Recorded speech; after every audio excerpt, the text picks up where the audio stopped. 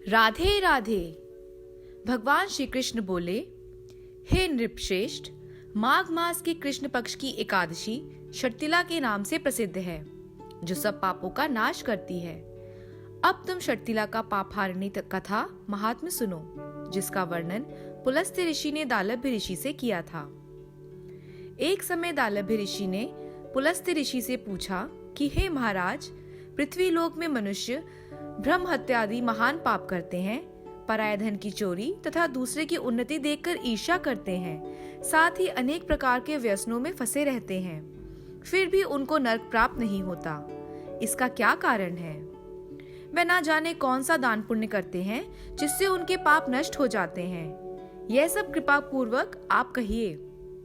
पुलस्त्य मुनि कहने लगे, हे महाभाग, आपने मुझसे अत्यंत गंभीर प्रश्न पूछा है। इससे संसार के जीवों का अत्यंत भला होगा। इस भेद को ब्रह्मा, विष्णु, रुद्र तथा इंद्र आदि भी नहीं जानते, परंतु मैं आपको यह गुप्त तत्व अवश्य बताऊंगा।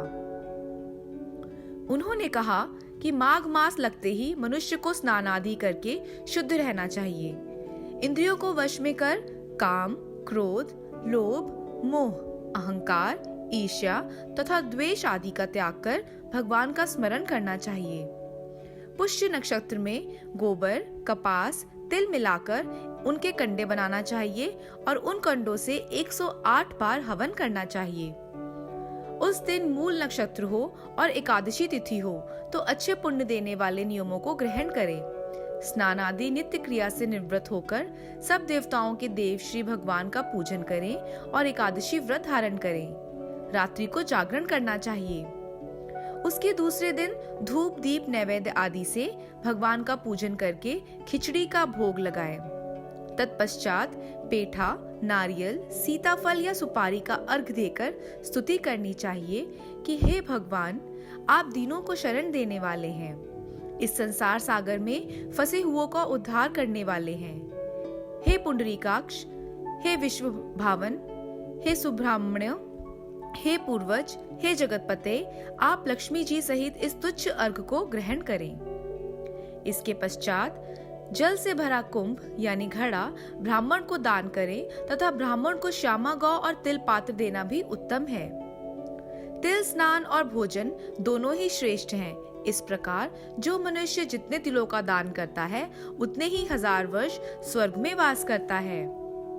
तिल स्नान, तिल का उपटन, तिल का हवन, तिल का तर्पण, तिल का भोजन और तिलों का दान, ये तिल के 6 प्रकार हैं।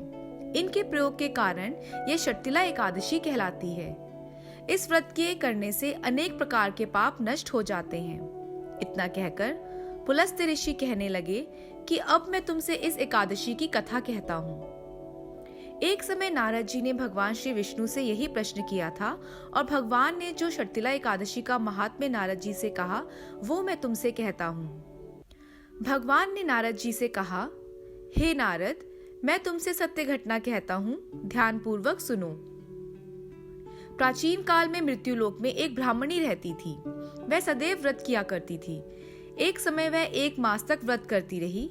इससे उसका शरीर अत्यंत दुर्बल हो गया।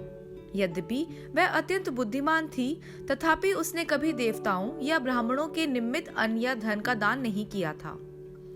इससे मैंने सोचा कि ब्राह्मणी ने व्रत आदि से अपना शरीर शुद्ध कर लिया है, अब इसे विष्णु लोक तो मिल ही जाएगा, परंतु इसने कभी अन्न का दान नहीं किया, इससे इसकी तृप्ति होना कठिन है। भगवान ने कहा, ऐसा सोचकर मैं भिक्षुक का वेश धारण करके मृत्यु लोक में उस ब्राह्मणी के पास गया और उससे भिक्षा मांगी। वह ब्राह्मणी बोली, महाराज, आप यहाँ किस लिए आए हैं? मैंने कहा, मुझे भिक्षा चाहिए। इस पर उसने एक मिट्टी का ढेला मेरे भिक्षा पात्र में डाल दिया। मैं उसे लेकर स्वर्ग में लौट आया। कुछ समय बाद ब्राह्मणी भी शरीर त्याग कर स्वर्ग में आ गई। उसको मिट्टी का दान करने से स्वर्ग में सुंदर महल मिला, परंतु उसने अपने घर को अन्न आदि सब सामग्रियों से शून्य पाया। घबराकर वह मेरे पास आई और कहने लगी, भगवन, मैंने अनेक व्रत आदि से आपकी पूजा की, परंतु फिर भी मेरा घर अन्न आदि सब वस्तुओं से शून्य है। इसका क्या कारण है? इस पर मैंने कहा, पहले तुम अपने घर जाओ, देव स्त्रियां आएंगी तुम्हें देखने के लिए। पहले उनसे शर्तिला एकादशी का पुण्य और विधि सुन लो, तो अब द्वार खोलना। मेरे ऐसे वचन सुनकर वह अपने घर गई। जब देव स्त्रियां आई और द्वार खोलने को कहा तो ब्राह्मणी बोली, आप मुझे देखने आई हैं तो शर्तिला एकादशी का महात्म्य मुझसे कहिए।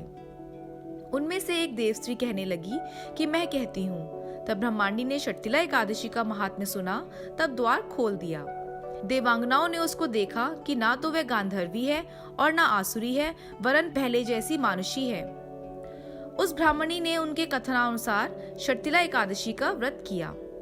इसके प्रभाव से वह सुंदर और रूपवती हो गई तथा उसका घर अन्न आदि समस्त सामग्रियों से युक्त हो गया। अतः मनुष्य को मूर्खता त्याग कर शर्तिला एकादशी का व्रत और लोभ ना करके तिलादि का दान करना चाहिए। इससे दुर्भाग्य, दरिद्रता तथा अनेक प्रकार के कष्ट दूर होकर मोक्ष की प्राप्ति होती है। इस दिन मुख्य रूप से तिलपट्टी का सागार लिया जाता है। तिल और खोवा से बनी सामग्री, दूध, फल इत्यादि ले सकते हैं। जय श्री कृष्णा।